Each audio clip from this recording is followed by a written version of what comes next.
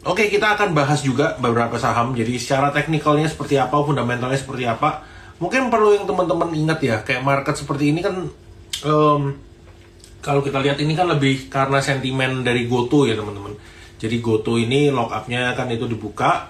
Ini kan seperti yang sudah kita komunikasikan juga. Kalau teman-teman sering ngeliatin live kita atau mungkin ngobrol-ngobrol sama teman-teman market mungkin di grup manapun, itu kan banyak yang udah sounding ya dari minggu lalu lah, 2-3 mingguan lalu.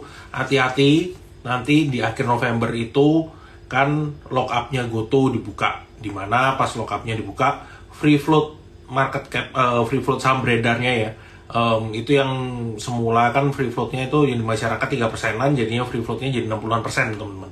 Jadi memang itu menambah banyak banget saham yang beredar yang bisa dijual. Itu yang perlu digarisbawahi, perlu diingat ya, saham beredar yang bisa dijual di GoTo itu kan naik signifikan. Jadi banyak juga kayak dari yang ikut pre-IPO atau yang saham lengkap dari VC, venture capital, atau even dari karyawan yang ikut punya program kepemilikan saham, MESOP, itu semuanya kan bisa mulai jualan. Nah, terus beberapa hari dari hari Kamis di Jumat itu kan ada crossing ya. Jadi mungkin yang teman-teman perlu tahu, mungkin banyak yang nanya ke saya sebenarnya. Kan waktu itu ada crossing saham GoTo di harga 2 perak ya teman-teman. Nah, itu sebenarnya apakah berarti mereka ini langsung cuan? Wah, ada yang crossing di harga 2 perak nih. Berarti otomatis langsung cuan dong. Kayak misalnya ini di 120, hari ini kan 123 ya. 120, 100, mereka berarti cuan banyak dong. Sebenarnya yang perlu diingat itu seperti ini, yang perlu diketahui teman-teman. Harga 2 itu tuh bukan harganya mereka. Itu adalah harga untuk menebus biar sahamnya itu ditransfer ke mereka. Tapi mereka itu average-nya ada masing-masing. Makanya kalau teman-teman perhatiin, mungkin teman-teman juga sempat baca ya. Jadi sebenarnya itu kan kalau kayak di saham, di company teknologi, startup, kebanyakan bonusnya atau ya bonus lah, bonusnya itu kan berupa saham biasanya. Jadi akhir tahunan mungkin setahunan 2 tahunan saya nggak tahu, jadi ada gaji pokok dan bonus. Kalau di company mungkin bonusnya ya udah gaji, duit gitu kan. Kalau banyak di perusahaan tech itu berupa saham. Nah, bisa aja sebenarnya kan pas crossingnya di harga 2 itu kan strike price-nya ya, harga buat average mereka ya itu bukan di segitu. Bisa aja sebenarnya kayak jauh di atas atau mungkin dekat-dekat harga sekarang, saya juga nggak tahu karena harganya kan beda-beda. Jadi mereka itu adalah harganya mereka ditambah harga strike price. Jadi meskipun mungkin banyak yang bilang wah kalau gitu kan tetap aja mereka bisa aja jual, ini kan gratis, bonus. Yang perlu ditangkap lagi itu seperti ini teman-teman. Let's say teman-teman dapat gajinya itu 10 juta. Terus bonusnya itu berupa saham, MESOP, itu let's say 100 juta gitu ya. Nah tapi 100 juta at that time, 100 juta pas harga sahamnya itu di 200. Nah kalau harga sahamnya sekarang 100, berarti bonus teman-teman yang harusnya 100 juta tinggal 50 juta. Nah itu kan sebenarnya loss-nya juga, loss-nya dari teman-teman gitu. Nah itu yang perlu diketahui, kayak yang perlu digarisbawahi sebenarnya itu, mereka itu juga sebenarnya loss kalau misalnya mereka exercise di harga sekarang. Tapi balik lagi, exercise di harga sekarang juga mau dijual di market juga nggak bisa. Makanya banyak yang bilang juga, lah itu tadi kok banyak crossing ya di harga 123, 122, bla bla bla bla bla. Kok ada yang mau beli, kok ada yang mau jual gitu kan. Padahal kan bisa aja beli di market, ngapain di pasar negosiasi. Nah kembali lagi teman-teman, itu bisa aja adalah bagian dari mesopnya yang dijual, ya kan. Meskipun mungkin mereka jual rugi, tapi mereka mikirnya ya udah, at least gue bisa jualan. Kebetulan memang ada bayarnya juga. Balik lagi, ini kan pasar negosiasi ya. Nih pasar negosiasi itu kan harga dan lain-lain itu adalah kesepakatan dua belah pihak ya. Jadi kalau ada yang mau ya udah bisa cross, bisa done transaksinya. Makanya itu banyak transaksi GoTo di harga bawah sebenarnya. Cuman kalau kita lihat impact-nya ya ini mungkin belum bisa secepat itu ya untuk selesai, karena tadi kan overnya masih tebal banget.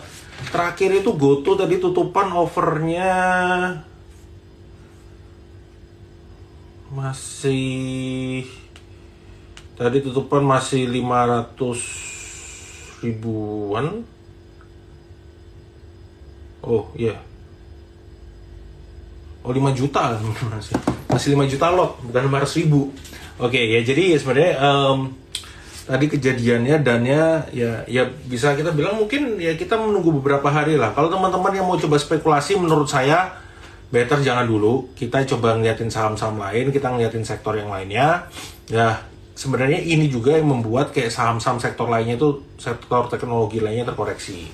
Jadi meskipun mungkin sebenarnya nggak ada hubungannya nih, kayak kenapa MTech terkoreksi, kenapa even Bukalapak koreksi, itu kan sebenarnya kalau teman-teman kayak coba telaah lagi nggak ada hubungannya gitu dengan GoTo teman-teman, ya kan? Ya sama-sama sektor teknologi, tapi apakah mereka sister company, apakah ada kerjasama? Malah enggak gitu. Kalau Arto oke lah, ya Arto kita bisa kayak coba telaah, itu kan sebenarnya mereka ya satu ekosistem. Tapi balik lagi, kalau saham GoTo turun, sebenarnya juga nggak ngefek ke Arto gitu kan. GoTo ini kan sekarang yang orang khawatirin adalah lock up-nya dibuka, orang-orang bakal pada jualan, ya udah pada bingung gitu kan. Nah tapi sebenarnya kan Arto dan GoTo juga dua entitas yang berbeda meskipun ekosistemnya satu sama gitu kan. Ya mungkin kalau orang takut GoTo, wah ini runway-nya tinggal 1 tahun 2 tahun, itu kekhawatiran yang berbeda, itu nggak ada urusannya dengan lock up teman-teman. Ya jadi sebenarnya kayak GoTo, MTech, terus apa lagi yang turun tadi? GoTo, MTech, Bukalapak, Arto, Tek-Tekan lah, Tek-Tekan turun terus karena sentimen, itu yang perlu diingat ya, itu sentimen dari sektor teknologi. Orang melihat GoTo, wah ini turun, nanti terus mulai mikir kayak wah ini jangan-jangan, orang mulai sadar nih, GoTo ini kan valuasinya sebenarnya kalau ngomong murah, nggak murah-murah juga gitu kan. Jadi sekarang apakah ini sudah murah, itu kita nggak tahu. Karena persepsi orang untuk saham-saham teknologi, apalagi mungkin dilihat juga dari runway-nya, mereka ini sisa berapa tahun, ruginya berapa. Jadi kan kayak untuk persepsi dari orang menganggap ini murah dan saatnya time to entry lagi, itu kan berbeda. Tapi kalau dilihat dari sisi teknikal, masih downtrend, orang akan menghindari. Jadi sebenarnya balik lagi nih teman-teman, ini ada yang Koko Hans naik, Tech turun semua, amankah kok? Ya menurut saya better kita wait and see sampai jualannya agak reda. Karena sentimen ini dari GoTo membuat sektor teknologi semuanya turun nih. Tech di US, Hong Kong mulai naik, Indo mungkin belakangan, turun belakangan, naik belakangan. Itu setuju, Indo ini lebih lagging ya teman-teman. Padahal waktu itu sebelum GoTo dia open lock up, tech kita itu udah membaik. Kenapa tech kita membaik? Karena ya balik lagi, kayak asumsi dari kenaikan suku bunga itu udah mulai melambat. Terus kita ngelihat dari bond yield-nya Indo itu juga membaik, Amerika Serikat membaik. Jadi orang ini ekspektasinya udah kayak oke, the Fed ini nanti naikin suku bunga udah nggak terlalu agresif. Terus ya dari BI ini naikin suku bunga juga nggak akan agresif karena ngikutin dari the Fed. Tapi pertanyaannya adalah kapan, ya kan?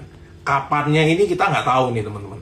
Tapi kalau di US memang yang paling kita tunggu itu kan nanti di minggu depan ya. Saya coba akan share.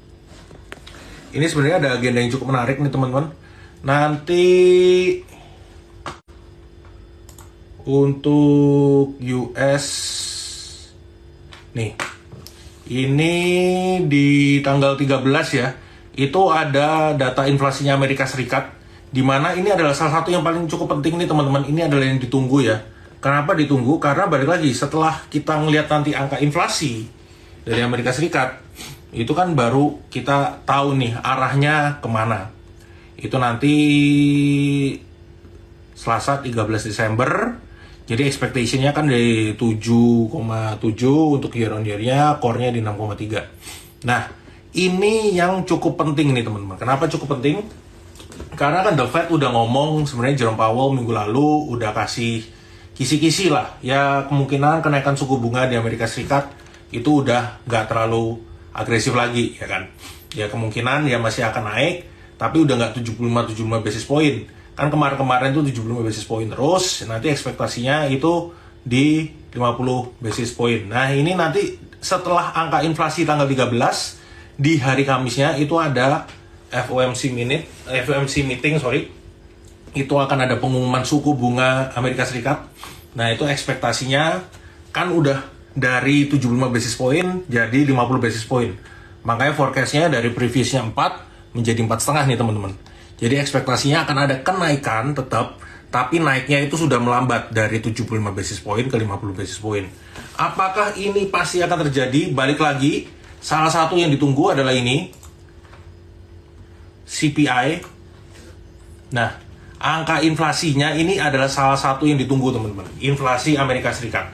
Kalau inflasi Amerika Serikat ternyata bisa melambat lebih cepat dibandingkan ekspektasi, ya the Fed bisa lebih agresif nih untuk bukan agresif, untuk ngestop kenaikan suku bunganya. Ini bisa mereka lebih memiliki ruang. Jumat, yes, kalau tiap Jumat itu biasanya ada data-data job market ya, kadang ada non-farm payroll, ada jobless claims dan lain sebagainya. Jadi kalau kita lihat untuk data-data job market itu tiap minggu sebenarnya. Jadi itu ya tiap minggu ada. Tapi untuk minggu ini, minggu depan, yang paling penting ya dua ini adalah inflasi dan juga nanti kenaikan suku bunga. Terus setelah itu ya baru kita lihat lah apakah The Fed ini tetap akan hawkish, dan juga apakah The Fed ini selanjutnya akan mulai dovish nih teman-teman. Terus kita lihat untuk saham-sahamnya sendiri, IHSG seperti apa? Coba sebentar.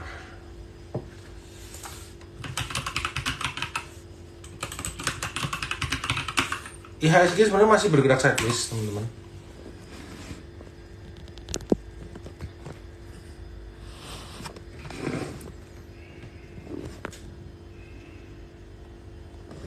Nah, ini untuk IHSG ya. Ini kok agak goyang-goyang.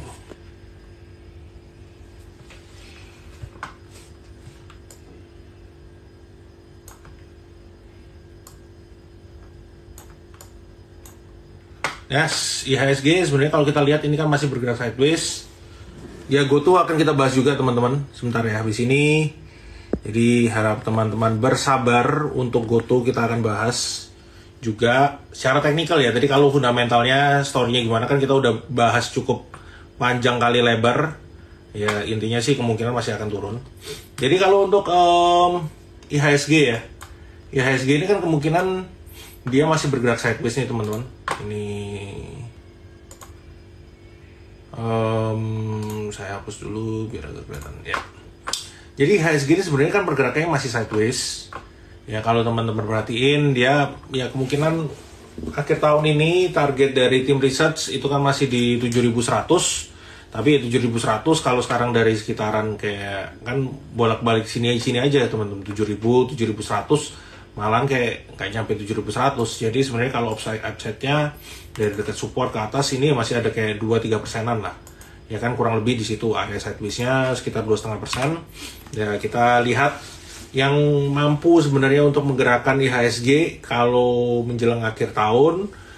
Secara historis IHSG di bulan Desember 10 tahun itu tutupan selalu hijau. 10 tahun selalu hijau. Ya kemungkinan penggeraknya ya balik lagi ya teman-teman adalah saham-saham blue chip, big caps.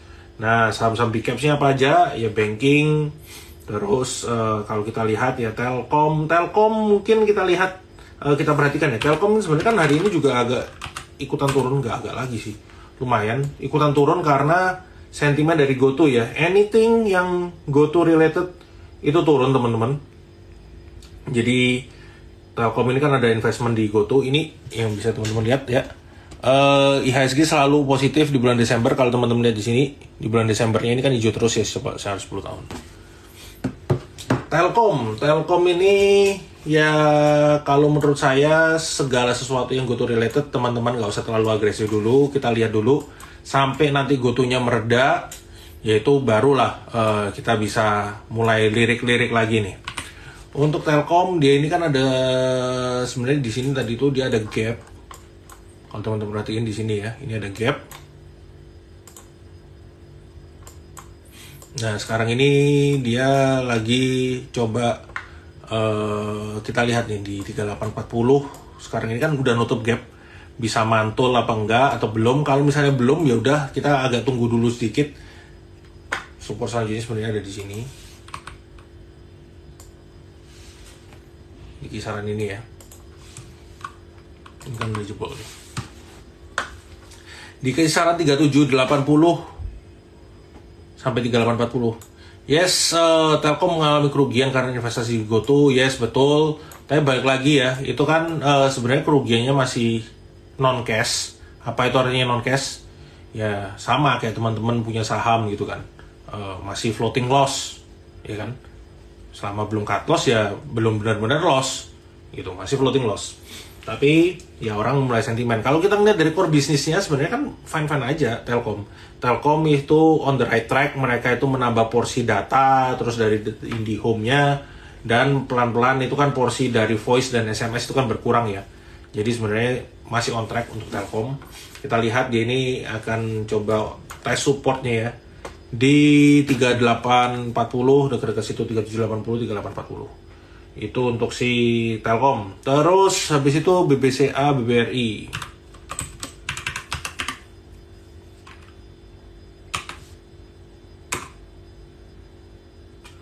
Ya, kalau kita lihat untuk BBCA ya. Jadi BBCA ini nih, teman-teman.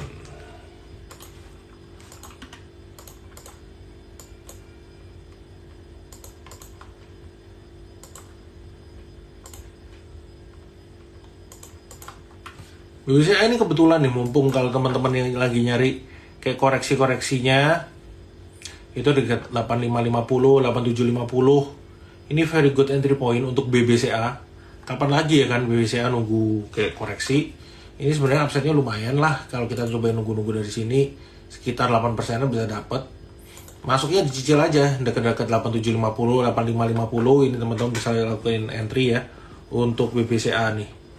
Ini sebenarnya masih cukup menarik saya ngeliatnya kalau BBCA. Terus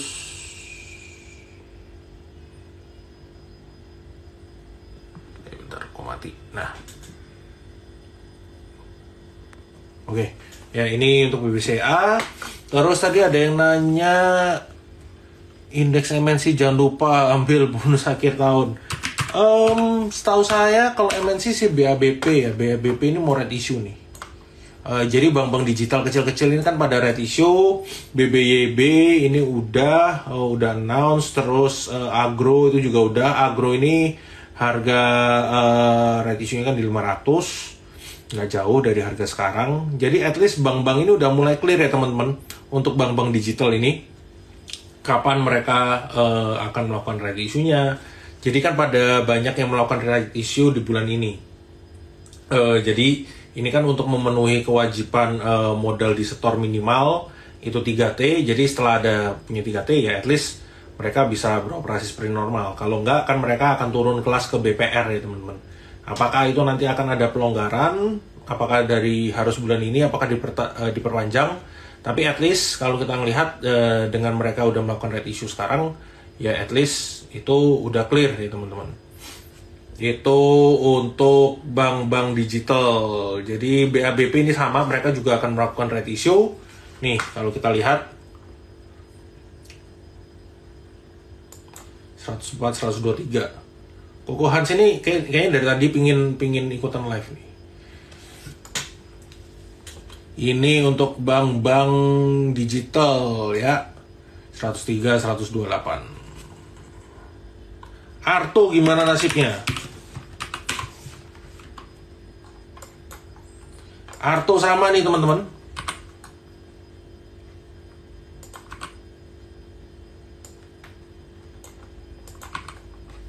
Nah, ini kan dia tadi baru jebol ya. Ini untuk Arto. Jadi sebenarnya kalau kita lihat tadi segala sesuatu yang GoTo related itu koreksi ya teman-teman. Jadi kalau kita lihat ya sama. Dia masih koreksi.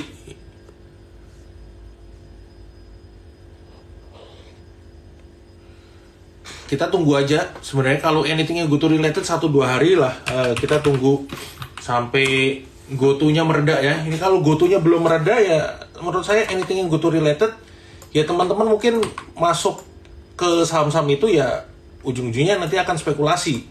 Karena kita lihat GoTo waktu itu di dekat-dekat 150, 140 itu juga masih jebol. Jadi kita menurut saya kita tunggu aja dulu ya. Untuk GoTo ini nggak usah terlalu agresif.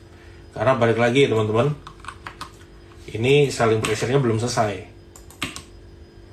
Ini untuk GoTo. Telkom tadi udah kita bahas. Arto sama ya, Arto balik lagi kita tunggu GoTo-nya seperti apa. Tapi kalau kita ngomongin technical tadi itu kan last low terakhir ini udah jebol, jadi ya support selanjutnya ini agak jauh nih, bisa di kisaran sini nih teman-teman,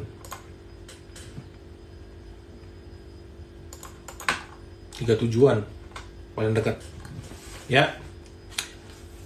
Terus BABP, tadi BABP udah kita bahas, jadi bank-bank digital anything yang mesti right issue mereka kan udah announce ya, dari BABP, dari Agro, BBYB, terus MTech, kita akan bahas MTech. MTech juga sama nih, meskipun dia nggak ada hubungannya dengan GoTo, ya, meskipun nggak ada hubungannya dengan GoTo, dia ikutan koreksi. Bukalapak juga sama. Ini ikutan koreksi. Bukalapak sebenarnya dekat-dekat sini, ini teman-teman bisa coba cicil-cicil, tapi balik lagi ya. Karena tag-nya seperti itu, ya menurut saya agak tunggu aja, dekat-dekat 250 mungkin masuk dulu sebagian. Bayan habis stock split, terus jujur kita nggak tahu ya fundamentalnya sebenarnya ya, mereka ya fundamentalnya oke, earnings-nya naik, cuman sekarang kan market cap-nya udah 450T ya. Besok kalau arah lagi mungkin udah 500T gitu. Apakah berarti Bayan ini lebih gede dari Bank Mandiri?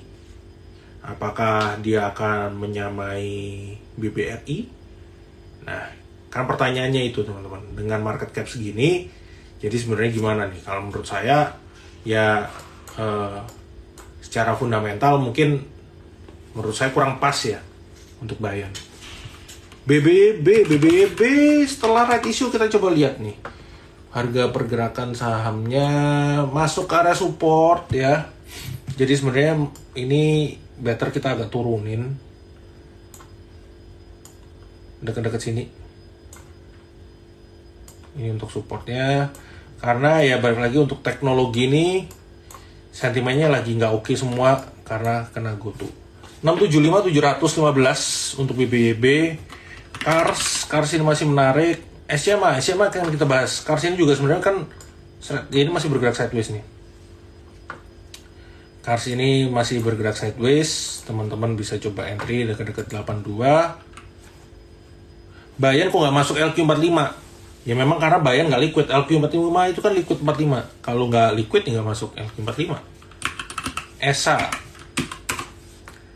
Kin, oke, Kin akan kita bahas nanti.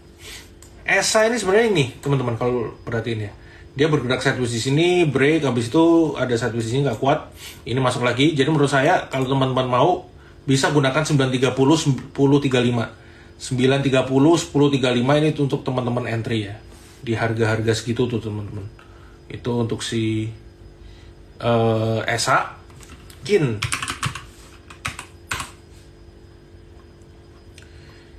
Kin, wow, jebol. Ada supportnya di sini. Kan yang sebelumnya itu di sini tadi jebol. Around 600 ya. Untuk Kin dekat-dekat 600 teman-teman. Ini kok dekat-dekat 600. Ini untuk Kin.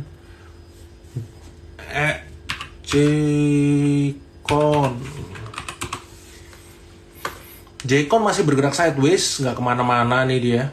150, 164, MDKA ini sebenarnya masih cukup menarik. Dia kalau mau masuk menurut saya dekat-dekat 4270, dekat-dekat area itu ya. Terus kan dia ada gap sebenarnya di bawah. Itu di dekat 4180, 4270 itu menarik. SMA saya mau ceritain sedikit fundamentalnya karena kebetulan tim riset kita baru ngeluarin report untuk SCMA ya. Jadi rekomendasinya buy, target price di 325. Jadi tim riset kita ini ngelihat SCMA ini mungkin lebih dari sisi video.com-nya ya teman-teman. Dimana kalau teman-teman tahu video ini dia kan punya lisensi dari World Cup dan juga Premier League dan juga Champions League. Kalau teman-teman yang suka bola pasti pada tahu. Ditambah lagi ini kan di backup dengan si SCMA, di mana ya SCMA mereka punya banyak sinetron gitu, bekerja sama dengan banyak production house.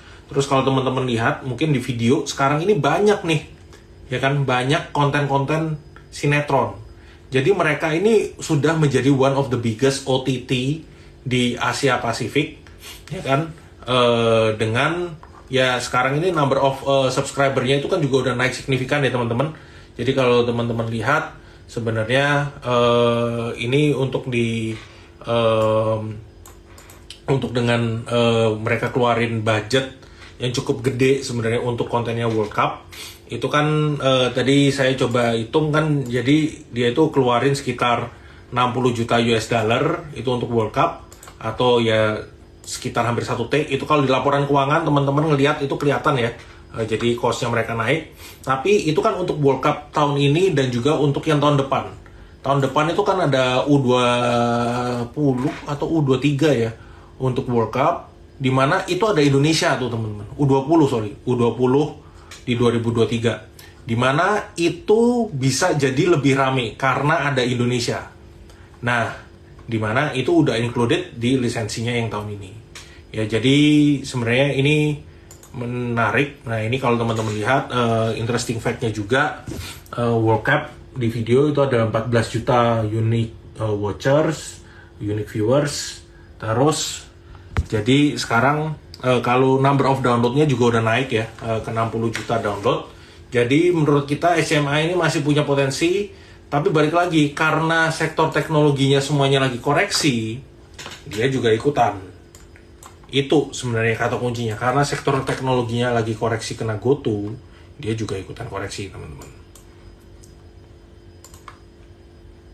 Jadi kalau mau ya antri-antri lagi agak di bawah aja, nggak usah terlalu agresif.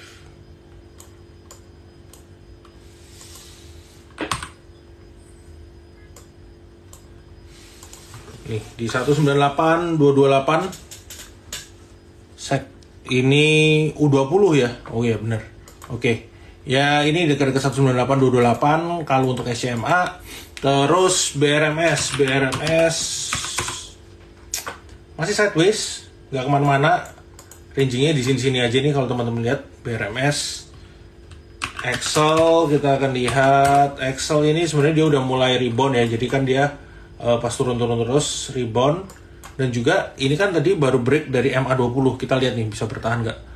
Kok masih sepi?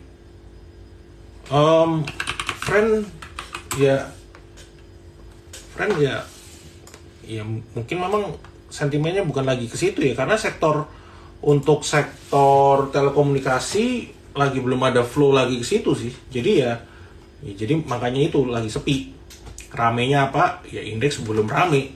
Untuk transaksi hari ini kan sekitar 13 T-an, tapi itu ada transaksi negosiasinya 1 T. Jadi sebenarnya hari ini juga 11-12 T ini teman-teman. Jadi masih agak sepi. Ditambah lagi kan sektor teknologinya lagi kayak gitu, orang mungkin banyak kehilangan appetite, lebih banyak wait and see. Kalau akhir tahun itu nanti ada window dressing tentunya di saham-saham blue chip big caps. Ini ada yang nanya Bro Moses, ICBP naik terus. Saya justru ICBP ini nungguin pullbacknya nggak turun-turun nih. Apa nextnya sih resistennya di sini ya 10600 ya, di 10600. Jadi sebenarnya kalau teman-teman nungguin, saya nungguin dekat-dekat sini 9900 untuk entry. Ini untuk ICBP 9900 9500 ya. Ini saya tambahin label biar kelihatan. Ini ICBP ya, 910.000. Terus habis ICBP mungkin sebenarnya teman-teman saham-saham big caps menarik ya, kayak ICBP, terus BRI, Mandiri. Itu saya bahas singkat aja untuk BBRI. Ini juga sama, kan lagi koreksi-koreksi, justru saya nungguin nih kalau BRI ada koreksi. Sebenarnya lumayan, tapi kan belakangan belum ada koreksi lagi nih. Di dekat-dekat 4690, 4700. BMRI itu juga, nah tadi juga gap up ya. BMRI kenapa outperform tahun ini? Karena resultnya memang paling bagus, pertumbuhan kredit. Terus kita lihat mereka itu juga cost of fund atau sumber dana murahnya itu paling gede. Jadi makanya naiknya sebenarnya paling tinggi tahun ini. Ya Bank Mandiri kalau ada koreksi, tapi menurut saya skip lah. Better ngeliatin kalau banking justru BBNI ini cukup menarik. Dekat 9.500. Bank Mandiri all time high ya sebenarnya.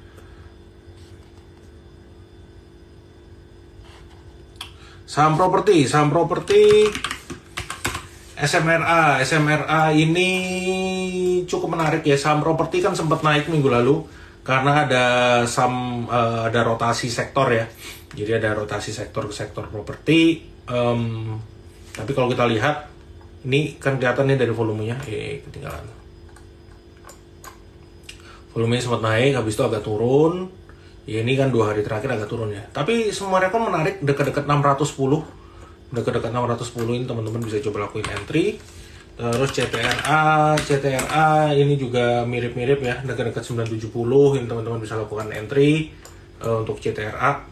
Jadi CTRA ini masih cukup oke. Jadi dua nama itu semua rekon CTRA.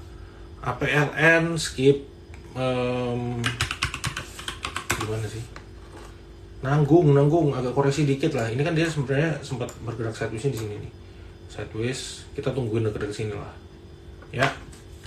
BDMN tadi ada nanya BDMN. Aduh, BDMN ini ikutan turun karena kan waktu itu kalau pas naik juga ikutan nama panin, padahal belum tentu juga akan di merger. Kalau yang beli juga sama itu teman-teman, belum tentu juga nih. Panin-paninan itu kan juga sebenarnya masih on rumor ya. Jadi teman-teman perlu ingat juga apakah kalau main saham-saham seperti itu ya ada potensi nggak jadi dealnya. Ya belum tentu si MUFG juga, belum tentu si Sumitomo juga, belum tentu jadilah intinya untuk panin. Jadi Danamon ini kan orang spekulasi kalau MUFG jadi yang ngambil panin, kemungkinan apakah akan di merger dan lain sebagainya, tapi balik lagi spekulasi. Secara fundamental Bank Buku 4 cukup bagus Bank Danamon ini, valuasi juga masih murah. Tapi balik lagi ya, kalau bulan Desember orang-orang ya akan ngeliatinnya adalah saham-saham big caps-nya dulu, big banks-nya dulu. Jadi mungkin kalau mau memanfaatkan window dressing ya di saham-saham big caps-nya. PANI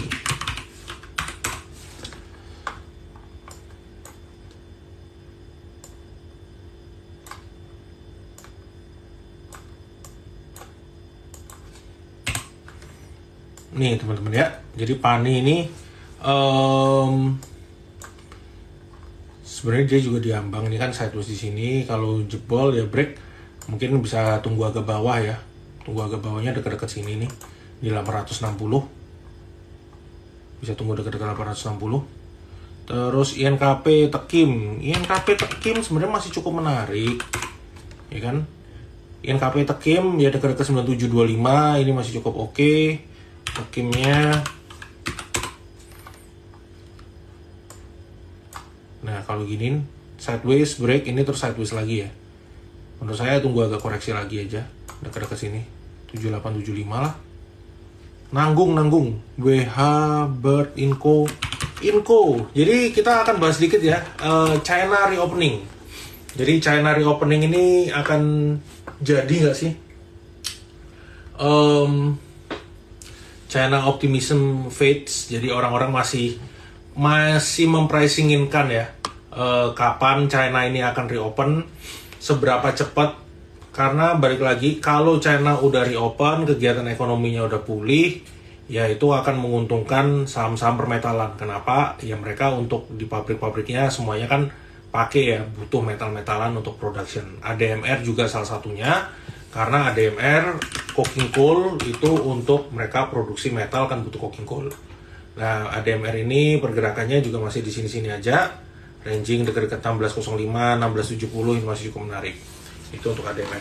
Tapi balik lagi, China reopen ini kan kemungkinan ini akan fully reopen di pertengahan 2023. Apakah mereka nanti akan bertahap atau gimana? Ya kita tunggu beritanya seperti apa. Doit nggak menarik menurut saya ya, masih di sini aja. Ini masih turun, ini agak turun lagi, dekat-dekat 350 kali, dekat-dekat 350 dulu. Mungkin kalau ini jebol ya agak bawah. Doit, ini Doit, Elsa,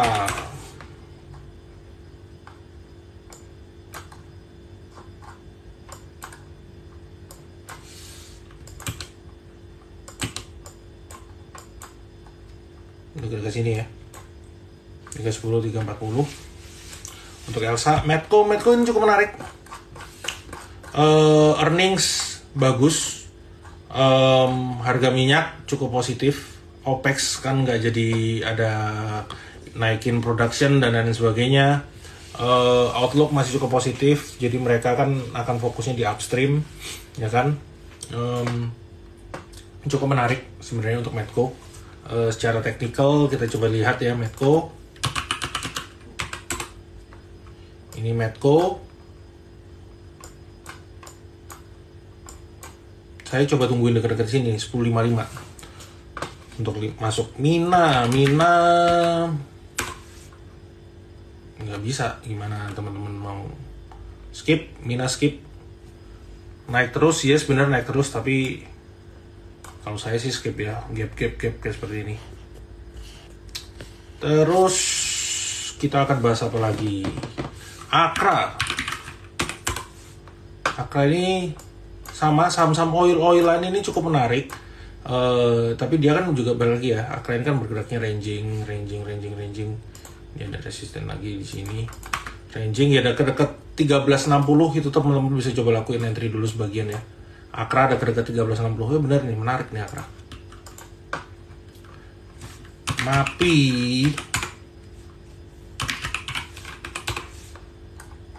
Mapi nungguin koreksi. Satu lagi dari Mayora, sama masih ranging. Bumi mas sudah lama nggak dibahas. Waduh, bener juga ya, sampai lupa ini yang main di saham. Dan ternyata masih bergerak sideways kawan-kawan. Buminya masih sideways. Tapi hari ini koreksinya lumayan, volume gede. Tapi kita coba tunggu dulu ya, dekat-dekat 160-an nih. MPPA hari ini tadi ARB ya, masuk area support dekat-dekat 155. Kalau teman-teman mau coba antri dulu, apakah rebound, kita coba tunggu dulu ya. Kita lihat dulu di dekat-dekat 155 ini gimana pergerakannya. Oke, mungkin itu dulu teman-teman buat malam hari ini. Jangan lupa nonton terus Market Talk tiap Senin sampai Kamis jam 8 malam. Dan untuk saham teknologi balik lagi nggak usah terlalu agresif ya kan, karena GoTo ini yang men-trigger saham-saham teknologi ini koreksi semua. Jadi kita lihat GoTo sampai mulai mereda, saham-saham teknologi. Terus agenda penting minggu depan itu ada CPI-nya, inflasinya US tanggal 13, terus tanggal 15-nya ada pengumuman dari Fed Rate. Oke, mungkin itu dulu teman-teman buat malam hari ini. Thank you semua.